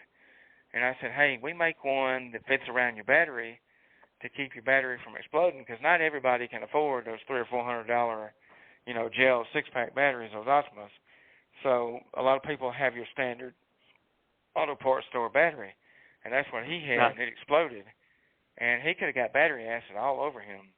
And so I showed him about our product. He thought it was cool, and I sent it to him on Facebook. So we make one that covers your battery. Then we make one for the fuel pump because people say, oh, all you make is the one for the fuel cell. No, we make one for the fuel pump, the battery. Yeah. And then depending on, and it doesn't matter what size fuel sleeve, what size fuel hose you have, we can make a fuel sleeve that goes around the whole entire fuel hose, goes all the way to the front of the motor to help prevent a fuel fire. Because, like, for instance, I got a video the other night. I got a new video camera thanks to an awesome person. And I was sitting there videoing, and this video camera is like 4K HD quality, so it's TV quality. So I zoomed in. And it was a 604 late model race, and it was Arlen Smith, who's driving Larry Yates' number 98 604 late model. Well, all I heard is my friend Mitch, the announcer, I hear him yell, "Oh, no, we got a fireball. Arlen Smith is on fire. Arlen Smith, caution, caution." And I was like, what in the world? And I panned my camera over, and I see Arlen, the 98 car, is on fire. And it's at the front of the car, and I got a video of it. I'm fixing to post it. But I got a video of the fireball coming out of the air breather right there. And so I was like, oh, my gosh. And I kind of give a plug to the fuel arrestor on the video and the website. And then I said, man, please, I hope he's okay. Get out of there, Arlen. When he gets out of there and the Loxley Fire Department gets the fire out. Well, then as I'm filming one of the other features later, he comes walking by to go to the pay window. And I stopped him. I said, hey, Arlen, how you doing? You doing okay? Yeah, man, I'm all right. Thank you for checking on me. And I said, what happened? He said, well, my fuel line come off from the front of the motor right there. My fuel line come off and sprayed fuel all over the front of the motor, and it caught fire. And then he said, we got a fire suppression system on the car. And I pulled it, and the fire suppression system didn't even go off. And I was like, wow. Good gosh, that's not good when the fire suppression system didn't go off. Thankfully, the Loxley Volunteer Fire Department got the fire out. It was a big old blaze coming out of that little bitty round opening right there. And, you know, that just goes to show you that fuel fires can happen in any part of the race car. And if they have a fuel line wrapped with this NASA-grade material that we make them with, if it's wrapped in that and goes to the front of the motor, it will still help soak up and absorb a little bit of fuel from your hose. Now, granted, fuel's still going to seep out, and it's still going to, you know, get out, but it's going to stop a good bit of it, and it'll you know, give you time to give you time to escape, you know, and maybe not damage your car so bad, you know. Yes, and it takes 2 or 3 minutes to get unbuckled. Like, there's a video, because I know most of these videos by hand because I've watched them so many times, but the number one video that I share people when I go to the racetrack and show them the fuel arrestor, there's a video from DeSoto Speedway, which is an asphalt racetrack, and this is 2015 Pure Stock race. And there's 3 asphalt Pure Stock cars, and they're going in turns 1 and 2. And one of them collects one of the others, and the two cars collide, hit each other. Well, then next thing you know, another car can't get stopped, and he comes up in a little Camaro. Bam! I'm talking about he knocked the fire out of this guy's fuel cell. I mean, he hit the dog doo-doo out of this fuel cell. He hit it so hard that its fuel cell exploded. And when it did, you hear the announcer, oh, we got a fire pouring down turn 3 into DeSoto Speedway. I believe that's Kyle Bess and so. And the announcer is just frantic. He's screaming. Well, all 3 cars are on fire at this point. Well, 2 of the guys get out. They get out, thankfully. You see the fire department run up there in the fire truck and stop. And the one guy's still trapped in the 3rd car in the front. He can't get out. He can't get the seatbelts unbuckled. Well, by the time he gets out, he is on fire. When I say on fire, his whole entire fire suit, you couldn't even tell what color it was. He was just blaze orange. He was running down that racetrack on fire, and he did a stop, drop, and roll. And when he did, the fire department rushed over there with the extinguishers and sprayed him out. And all 3 cars burned to the ground to a crisp. And that's the number one vehicle. And I show it to people, and they're like, wow. Like, their whole facial expression and everything changes. And they talk about how the wow factor on their yards, but then you never hear nothing about getting one. And the other thing you got to think of, too, it's not just your bodily external burns, you know, your second, third-degree burns. If you've ever done anything with EMS, you also know that you breathe those hot vapors, and it causes laryngospasms, which closes your neck off. It's your body's self-defense, sort of like drowning. It's your body's self-defense to keep harmful stuff going down your windpipe when you're in a dangerous situation. That's what happens. And, so So you breathe that hot air and those flames and that smoke and everything, your throat actually closes itself off. And then you basically die that way, Or if you do happen to breathe in those hot exhaust fumes, it scars your lungs. It does everything. It's not just the external that hurts. It's also the internal. Wow. And, fire suit's not going to save you from everything, because being a firefighter, even our fire suits we wore inside a house fire, we can still burn to death. We can still get third-degree burns because that fire suit's not a save-all. You know what I mean? It's not a save-all. And our fire suits are a whole lot better than the fire suit you wear as a driver, and you can still get burnt. So that's crazy. Anyway. And, another thing about the fuel arrestor is it's lightweight. It don't weigh nothing. And one of the things I get from people is they say, well, can I wash my race car with it? I said, sure. Mm-hmm. If you got a dirt car, like I'll actually take mine, because I take it to the dirt track and show it off to people. And what it does, and it gets dirty because I go to a lot of dirt tracks. And so I'll actually take it and wash the outside layer with water and a bug sponge. I'll spray bug cleaner and wash it off, and it does not soak up water, just race fuel only. And it don't weigh nothing. Right. All you got to do is, so the thing we need from drivers is we need to know the brand of fuel cell. That helps, because a lot of times the builder has the dimensions on the website. But if you don't have a builder name, then we need the exact dimensions. Measure how wide it is, how tall it is. And also you got to account for, like some of these cars, like it's a tight fit in there with all these bars and stuff that hold the fuel cell in. So you got to account for the tight fit and all that.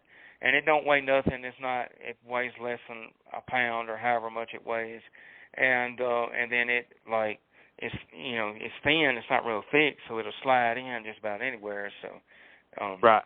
And I love stuff like that, safety. Oh yeah, I love anything safety. I think the video I was talking about when you got tagged with me was do we need spotters in super late models? And because I got about 5 questions in my messengers on TikTok about why we don't have spotters in super late models, and I see that.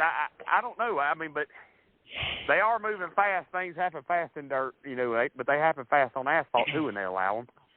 And I don't know. For me, that's a safety concern in itself. I really wish they had them. I mean, it would have saved us at Elkin when we were at a racetrack called Elkin, and they called it Friendship. It's up above Charlotte. That's when that track rutted out pretty bad. But it also was throwing this fine dirt everywhere. And Scott Bloomquist went into 4, and and he went into a rut, and he broke something on the front. Well, he went sideways. Well, so much stuff was being thrown up, Chris couldn't see down the straightaway, And I'm sorry, I got somebody calling in. Let me let that in real quick. I don't want it to beef over this radio. But anyways, Chris couldn't see him, so Chris T-boned him, full blast, coming down the straightaway, front straight. Just T-boned Scott. Well, after he hit Scott, you had 2 more drivers. They didn't know to stop. They couldn't see the yellow flag. They couldn't see the yellow lights or nothing. And they just go slap into him. Now, we could see everything. It wasn't throwing dirt where you couldn't see the track, but the drivers were getting so much dirt in their face that nobody knew to stop. So you had the initial wreck, and then you had 3 or 4 impacts at full speed in a super late model after that into Scott and Chris. And that's where we lost our Bloomquist chassis. But, in that instance, a spotter wouldn't have stopped the initial Scott wrecking. It wouldn't have stopped that. But somebody could have told Chris to slow down. I mean, I know they have race control in their ears, but, is race control, would you not rather have somebody that's just watching your car and watching the situation that's going on, and be able to tell that driver to slow down or how to avoid something maybe? But I'm just saying, it's just like your fire arrestor or, your fire system. It may not take up 100% of the fuel. You're not going to stop 100% of the wreck. You're not going to stop 100% of anything, but you might save that one life with it, Exactly. And that's how I feel about it. And then there's going to be 1 million people come at me and say, well, we don't need spotters in super late models. Well, in super late models, you're moving pretty dang fast with 900 horsepower. It might be a class that you want to consider that in, So, in my opinion, I'm glad you brought that up. So I went to Mobile International Speedway last year, which is a half-mile asphalt track. And I love big racetracks. The bigger, the faster. I love high speeds. So I'm at Mobile, and I don't get to go there often because I'm usually at a dirt tracker. And so I went to Mobile. Me and Mr. Ike, my friend, was up there, and we was watching. And they run the Crown Vic class up there that blew up down here, and they got they got the pure stocks, they got the bombers, whole 9 yards, then they got the asphalt modifieds and the asphalt super late models. Well, down there, like you said, like I was sitting there videoing in the top of the stands there, and I didn't realize where I was videoing from was where the spotters go. And it was like 10 or 12, and for different classes too, not just the supers. They had different classes. Now I don't know about the Crown Vics or the other local classes, but I know your bigger classes, they had spotters, and they all come up there, and they all were talking back and forth to the driver. Okay, turn two, so and so, and if they can, like you said, if they can do that at an asphalt track, why not at a dirt track? Now, I get it. I know there's going to be people that's going to be saying, oh, they're cheating. They're doing signals and, and like so where I work at Tri-County, Jamie Bell she's the lady that, she's married to one of the drivers that races, and so she's the one that runs the race control. And with me as an announcer, she's in the little room next to me, and she'll scream on the radio, all right, drivers, slow down. We got a car in turn 4. Slow down. I said slow down. And a lot of times they just don't listen, whatever. But sometimes it's because that race saver don't work. Because it may have got damaged, and battery died, whatever. I agree. I think they should have in the bigger class like that. And especially at the bigger tracks. I had a guy tell me, well, y'all, we use sticks. Well, we use sticks too at a lot of racetracks. But at Eldora, you can't use sticks or anything.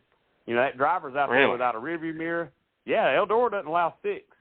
So there's no way to signal the driver unless except for race control, And that's at Eldora. They run in, 140 down the straightaways there. And, it's a bad situation. I don't see why we can't have them, because I think what tied into that was I did a video on cheating. People were asking me how people cheat. Well, there's rumors abound about people having watches in their helmets, eye watches in their helmets that are attached to a cell phone, that they're doing it anyway. And that was my point in it. If they're doing it anyway, why not just allow them to do it for safety's sake? Why not just make it legal? You know what I mean? Just make it legal. Let them talk if they want to talk. I don't see where it's hurting anything that they can talk. Somebody said it'll make more blocking. Well, go ahead. Yeah. So, I agree. So, y'all race for the Lucas Oil Super Late Model Dirt Series. Then, of course, you got the other one, which is your Textron World of Outlaws, or whoever the sponsor is this year. And, we actually run the Hunt the Front series, so. Oh, y'all run the Hunt the Front series this year. We run Hunt the Front full time, but but Chris also runs he's going to Smoky Mountain, I think, with the World of Outlaws. I can't remember which class. I think that's World of Outlaws going up there. But anyway, or it might be Lucas going up there. He picks and chooses the other. We go race with them all the time, but we're on permanently this year. The Hunt the Front series is what we're racing full time. Okay, Joseph Joyner. I tell you what, those Joyner family, man, they good people. They're Christian people. I love the Joyners. Their dad, John Joyner, and he is the most Christian guy, man. Like I always make a point to every time I see him at the racetrack, go speak to him, because I love talking to Jesus with him. They're just good people.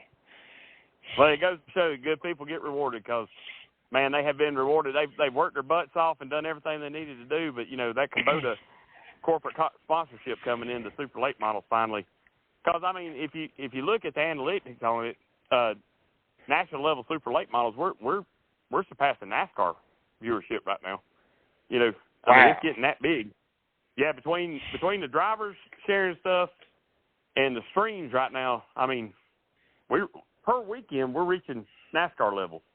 And so for corporate to step in and sponsor. Go ahead. So let me ask you this. So what would it take to get people like me and you and Robbie? So, so let me back up a second. So do you know who Brian Littleton is? Don't know the name, no. I might know him, but I don't know the name. Okay, so have you ever heard of the Race Logic Chassis School?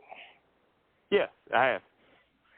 Okay, so Brian Littleton is the owner of the Race Logic Chassis School, and he's been putting on these chassis school classes for 30 years now, and he does them all the time, and drivers pay so much money, and they go there for a weekend, and they learn shock setup, they learn how to spring set up, all kind of cool stuff.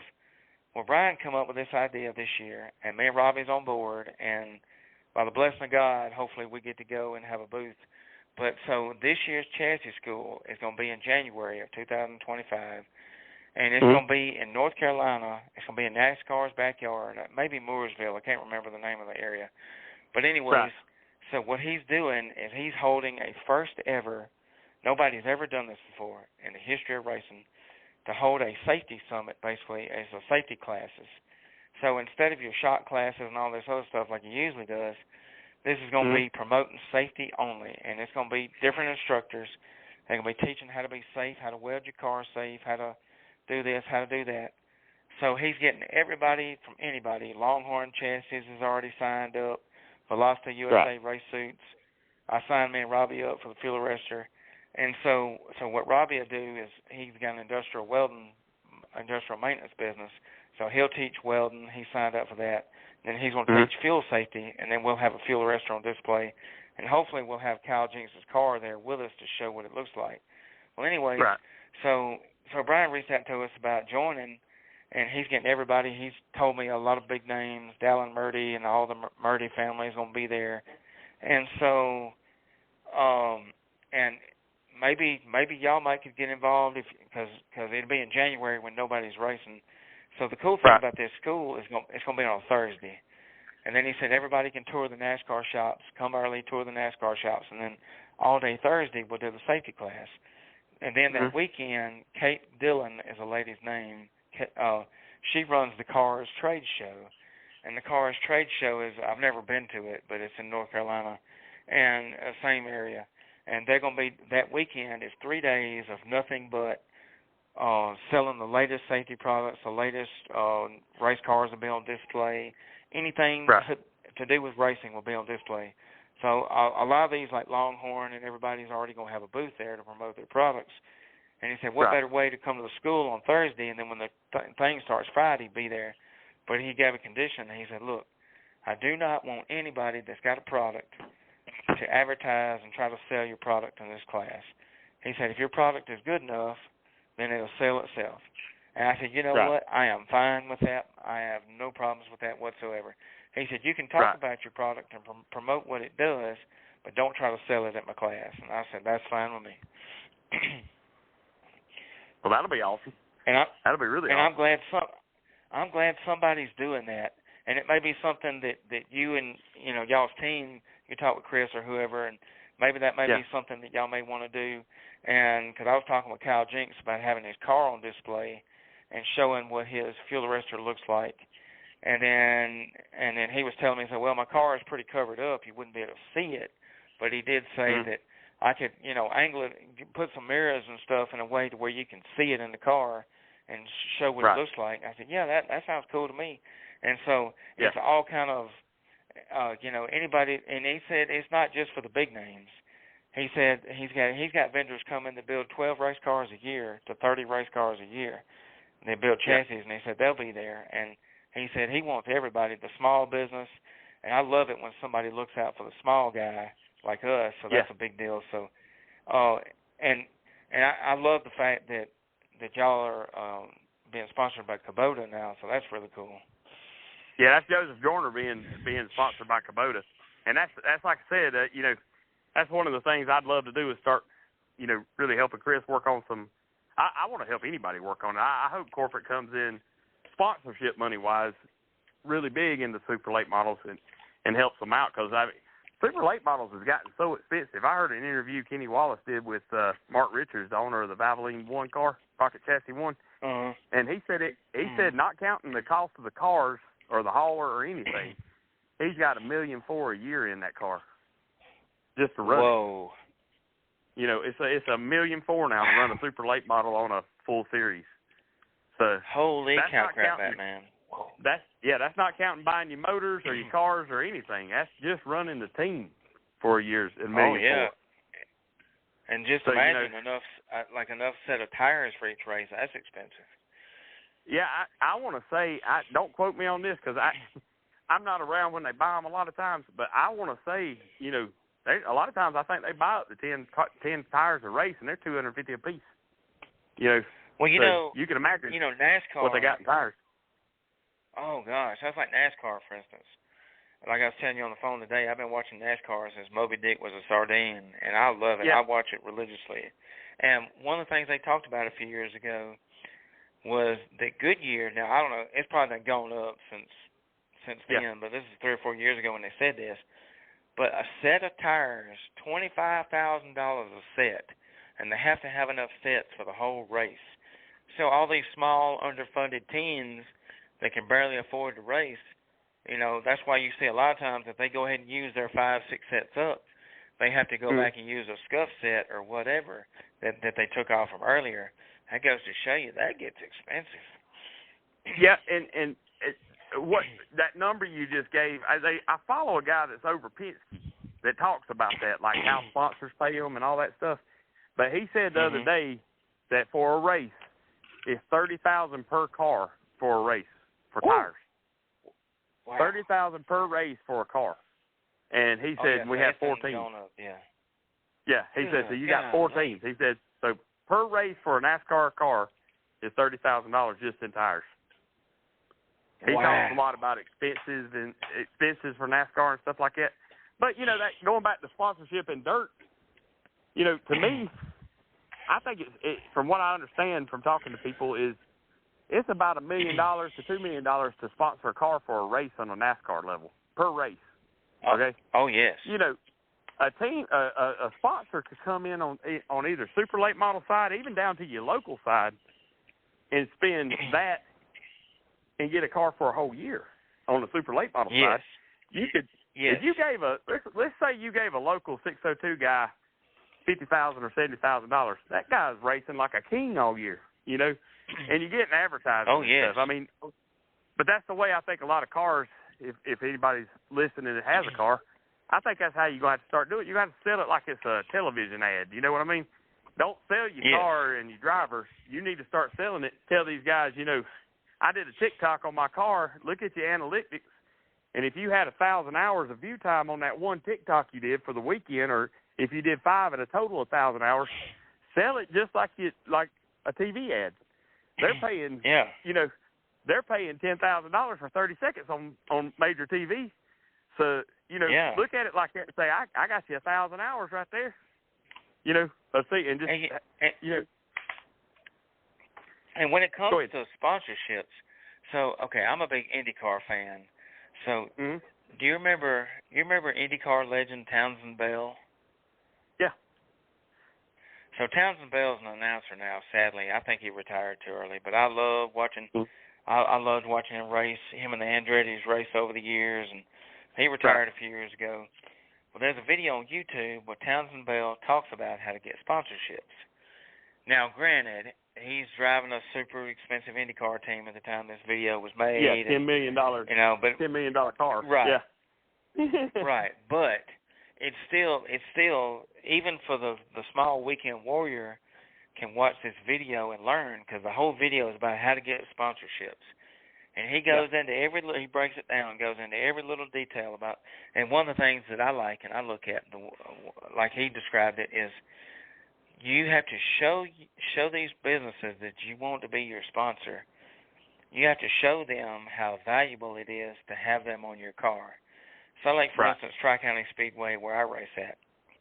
So, we're sponsored. We don't have a lot of sponsors for the track, but we do have Advanced Environmental Recycling, and the Day family that owns the racetrack, they own Advanced Environmental Recycling. They have 4 locations. So they have, they do all kind of metal recycling, car recycling, that kind of thing. So if anybody needs recycling done, y'all look them up. They got Flomaton, down there, Robertsdale, and there's 2 other locations. Well, anyways, so you look at them, and I always got to shout out our sponsors on the intercom. And when I shout out the sponsor, I like to go into detail on the announcer because Yeah. I like to tell them, say, hey, because you know a lot of times where, in my opinion, announcers and drivers mess up is when they announce their sponsors. All they do is they say their name and that's it.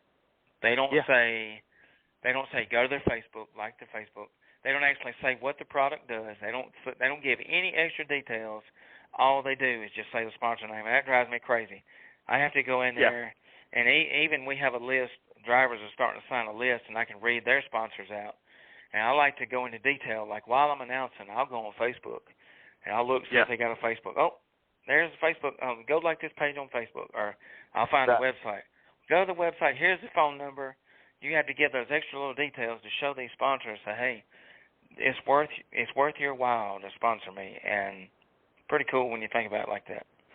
Yeah, and you know, a lot of times, to me, speaking of sponsorship, you know, the young kids are getting it. The young V8 guys, the young four-cylinder guys, the young guns, they're getting it because they're used to it. What happens with us at our age? I'm 48. I don't know how old you are, but we're hard-headed, you know. And drivers at our age are hard-headed, and they need to understand it don't necessarily matter if you say it at the track if it's on your car. You need to be doing social media, and you need to sell your social media to these sponsors. You know, you need to say, yeah, I mean, you social media is free. You got TikTok, you got Facebook, and you got YouTube. You got all kinds of avenues to sell yourself and sell your car. And that's what, you know, I try to do that with Chris right now. We're working on some things, you know. I think we're going to start working together on some things, like a podcast and stuff like that. And that's really going to help sell his brand. But in doing that correlates all the way down to a Crown Vic. All you have to do, that's why, I mean, I pump out 4 Chris Ferguson videos a day on my personal TikTok page. Is that benefiting Chris? No. But you know, those 4 TikToks I put out, they might have, you know, 1,000 views apiece. And they might have, you know, 195 likes a piece. But if I go look at my analytics, I had 800 or 80 hours of view time. So when I go to a sponsor with that one ad, I'll give you an idea. In Eldora, all the social media I did on my personal page for him, it totaled 7,000 hours of view time. Wow. 7,000 hours. So you could take that to somebody and say, look, I could have had your name for 7,000 hours on just TikTok, not even Facebook, not YouTube, nothing. Just TikTok. You know, 7,000 hours of view time right there. And that's how you're going to have to start selling it as an ad or ad space, you know, instead of, you know, do you want to sponsor my car? You're going to have to say, if you put your name on my car, I'm going to put you out there. And that's how the money's going to really start coming in the dirt, is when everybody's willing to utilize what's free and what's available to them. You know, it's free. That's my biggest thing. It's free. And, you know, these sponsors love it. Like, I love shouting out sponsors when I'm announcing. And, like one of the sponsors for Larry Falk, he drives a 3V pure stock car. And one of his sponsors is Mel's Dairy Dream out of Monroeville. And I always, you know, there's Larry Falk and the Mel's Dairy Dream sponsored car. Just that one little sentence there, people say, oh, and then if you go into a little detail, go to Mel's Dairy Dream and get you a nice milkshake or whatever. Then they go by there and you tell them, say, hey, tell them where you heard it at Tri-County. They go by there and then they say, hey, I heard that announcer fell up there say your name, and I figured I'd come try y'all out. I didn't know y'all was here. And, you know, that kind of thing. It's just something. It's free advertising, word of mouth. Social media is key. Social media. Like I've got, and that, I'm not a bragging person. I don't brag. But like, I do so much social media. I don't want it to get in the way of my personal relationship with God. So I'm trying to balance both. But like, I've got 16 different Facebooks that I help with. And 4 of them are actually my personal pages that I care for a lot. And then I've got like 6 groups that I help run, and 3 of them are actually my groups. And then like then I got all these other pages. And like what I've learned from social media is you have to post something every day. What kills me about racetracks I'm not gonna name no names because I don't roll that way. But like I see it all the time, racetracks that advertise races, but they'd only post once a week, or they don't post enough, and you have to advertise at least once a day. And then another thing these racetracks do that kills me, I'm a photographer too, so another thing that kills me is I can't stand seeing a blurry picture. Whether it's a flyer advertising a race, it just drives me crazy because I'm a computer nerd. So I'll see a racetrack advertise a race, or they'll advertise their whether it's their logo, or they'll advertise their season dates in a picture, and you look at it, and it looks like a blind mime went in there and did that. I'm like, what? I can't read this. It's so blurry and grainy, it looks like garbage. And then taking screenshots of the picture is a huge red flag in my book. You don't want to do that either. The original quality, HD quality, the best quality that it was took at is what it needs to be as, because I see it all the time on track used to do this a lot. It would be blurry pictures advertising their race dates. And there was at least 6 different people besides me that said, I can't read that. What date is that? It's hard to see. And it's just because whether it's people aren't educated on how to do social media, because, I mean, just because I'm a computer nerd doesn't mean everybody else is going to automatically know how to do all this. So for people that do know how to do it, they need to teach these promoters, whoever at these racetracks, hey, this is how you do it. Make sure it's clear. Pictures of your track, make sure it's clear, the original picture. That way it makes you look professional, and it makes your track look professional. Oh, yeah, and the other thing, too, I mean, I said $1.4 million to run a race team. I don't think Chris's team's at $1.4 million. That's the Rocket One's house car. They're running at a different level from everybody. They got more funding than anybody. And sure. But, what $1.4 million is a fortune to me. Right, but it may not be a fortune to this guy next to me, my neighbor. $1.4 million may not be a fortune to him. It's a rich man's game in racing, and when people say that, they automatically think of the big classes. But to that guy that's living in a single wide trailer that's falling in, but he loves to race, and he's got his 4-cylinder back there that he works on all week long, a $10,000 sponsorship is a fortune to him. It's just relative to you. But, he's going to have to work just as hard for $10,000 sponsorship as Rocket One does for $1 million sponsorship. But exactly. He has to do the same things. I mean, that guy doesn't need to – you need to be – and, be professional about it. Be, if you – I guess if your sponsor is Joe Blow's gas station, some family-owned gas station down the road, that's your sponsor. You can't be playing, music in behind it that looks bad on that sponsor. That's the first person you're going to have to think of before you post any social media.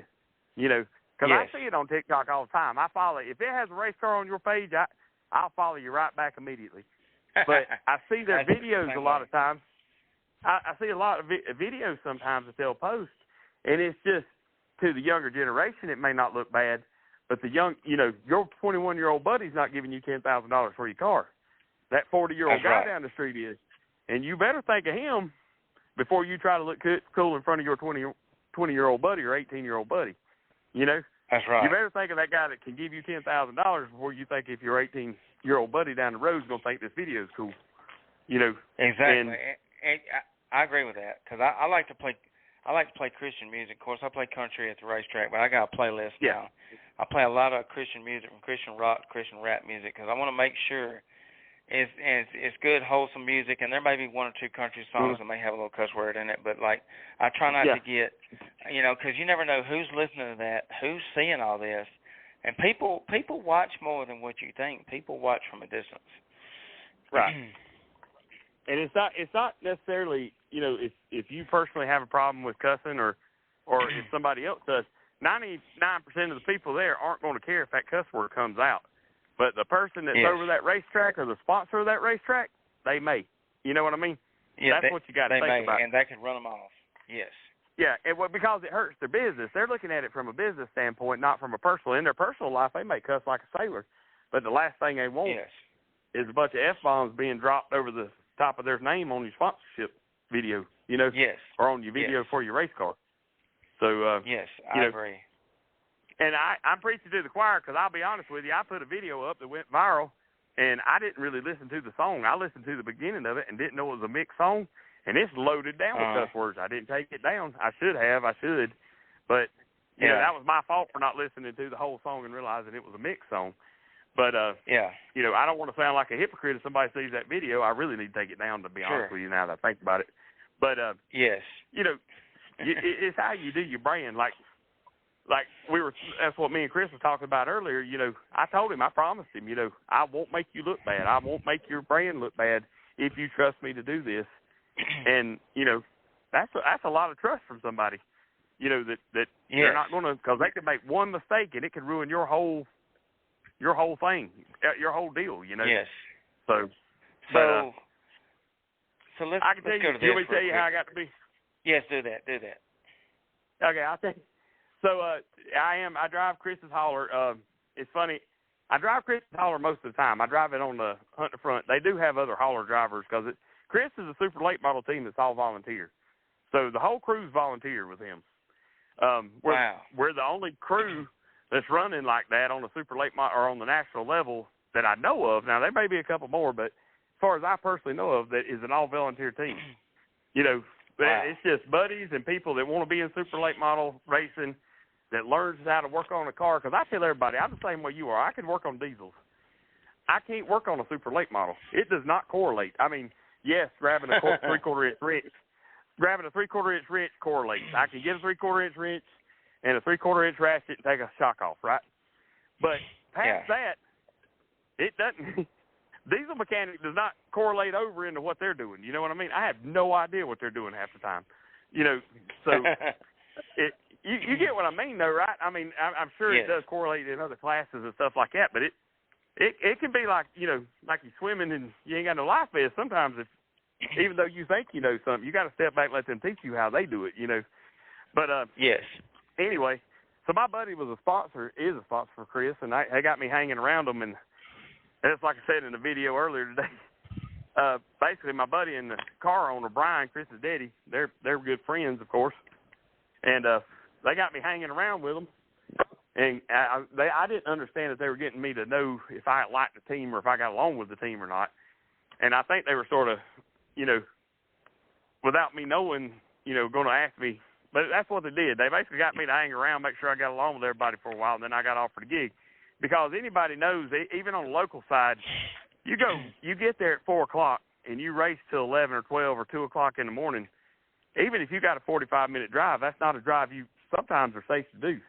You know, because you're sleepy, you're tired, you wore out, and that's basically what Brian brought me on to do. Was we could race until 11 o'clock in Eldora, and he knows I've took a nap and I'm ready to go, and I can get him home, so he don't have to worry about swapping out driving every 2 hours for somebody or something like that.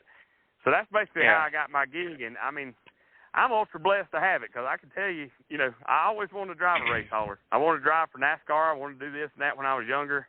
Got married, got out of that, you know, dream. Ain't going to happen because they're gone all the time. But it just was a blessing. You know, it's like I said, you never know what's coming down the road. I was at the right place at the right time and somebody said, hey, you want to drive this nice race hauler down the road? And I was like, heck yes, I do. So that's how I got there, and I've learned a lot. I mean, I've been around them for 3 years now. I've learned a lot, the ins and outs. My thing is, too, though, I want to be the social media side. You know, I want to get with Chris, you know, get us a podcast going, you know, and try to network in and brand everything into where we can secure ourselves a corporate sponsor. You know, that's what I'm really trying to do, Chris.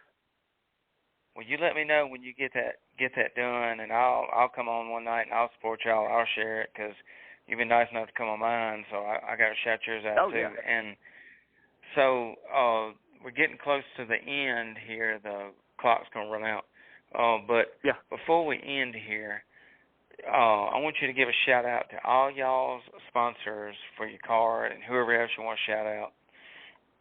Okay. We got Spartan Transportation, Heckles Plumbing, Live Oak Dentistry, Rosewood Assisted Living, Patriot Steaks, Schaefer's Oil.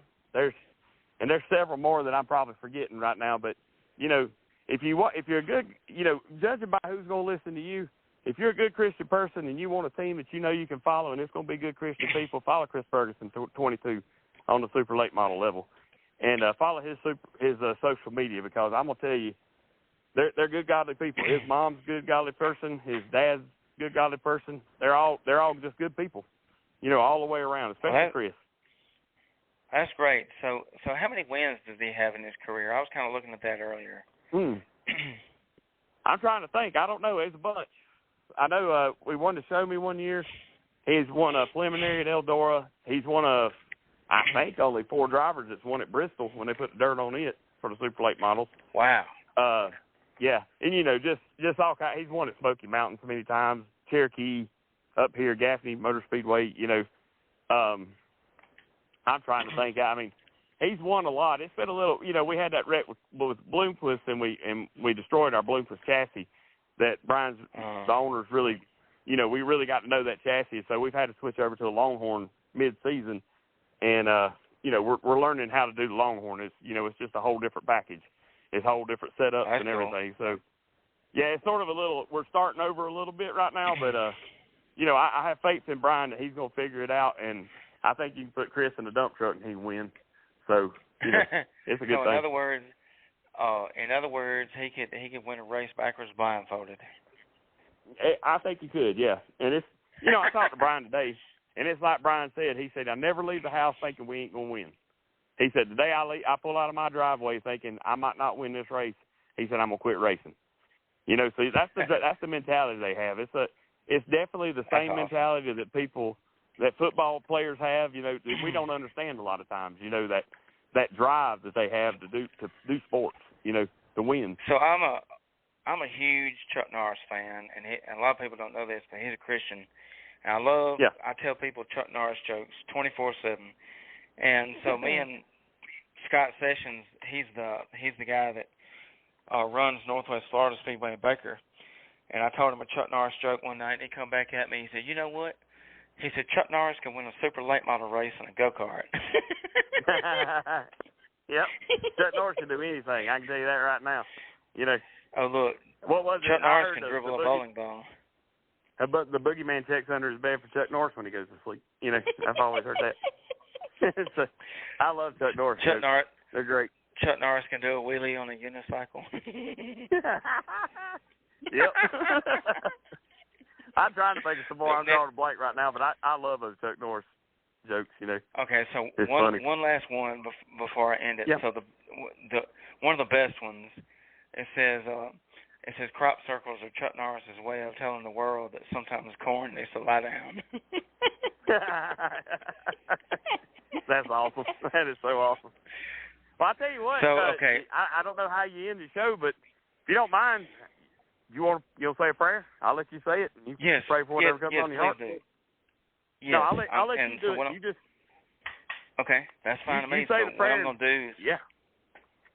Okay, so what I'm gonna do is I'm gonna say a prayer, and I'm gonna end it with my song that I'm gonna play, and I want you to listen to the song when I get done and tell me what you think. So. Okay. Sounds good. So I'm gonna bow my head. So, thank you, Lord, for this awesome podcast. Thank you for Robbie for putting you in my path to have you on my show here. Just thank you so much. It's been a blessing having you on my show. It's been a great show. Thank you, everybody. Maybe somebody tuned in and got to hear this awesome message that you had, and maybe somebody go back and hit the replay button and listen and get a good message, and then also hear about safety too. And thank you for Chris Ferguson and everybody. And Jesus Christ, now I pray. Amen. Amen. Thank you for having me on, brother. I had a good time. Oh, man, that's been super awesome. I can't wait to do it again. I do these every Thursday at 7 p.m. So I'll be listening. I appreciate it. Oh, great. So this is Redeemed. So y'all look up Redeemed Music on Facebook, TikTok, wherever, or YouTube. Look up Redeemed Music. His name is Josh Richards. He's a Christian rapper. And then I saw live, this is his new song called Another Minute. So y'all go watch the music video to this song. It's a super awesome song. So I'm going to play it to end out the show. Thank you for letting me use your song on my show here. Listen close to the words. I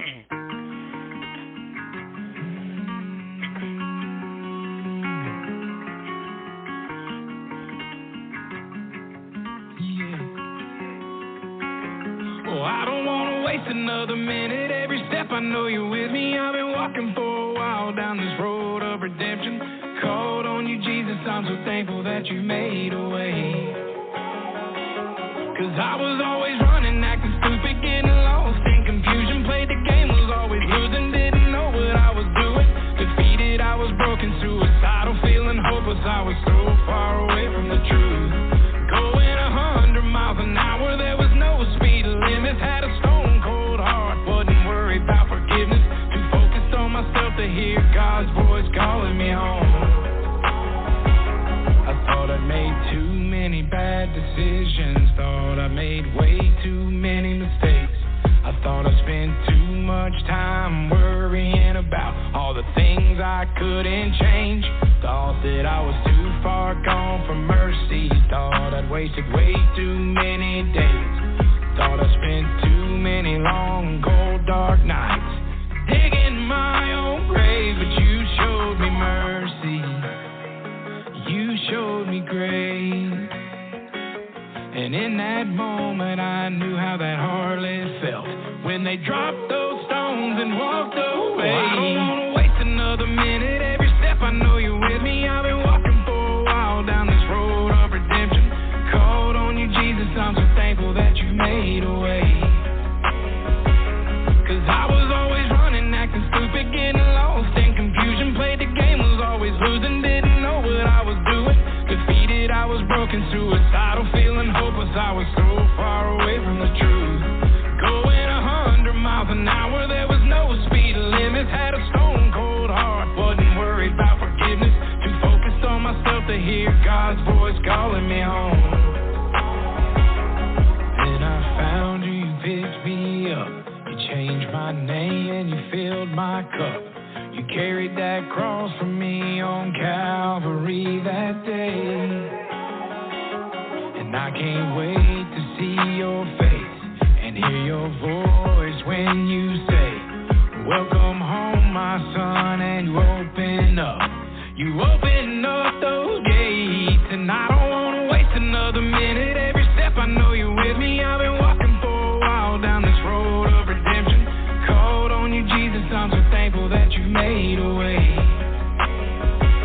'Cause I was always running, acting stupid, getting lost in confusion. Played the game, was always losing, didn't know what I was doing.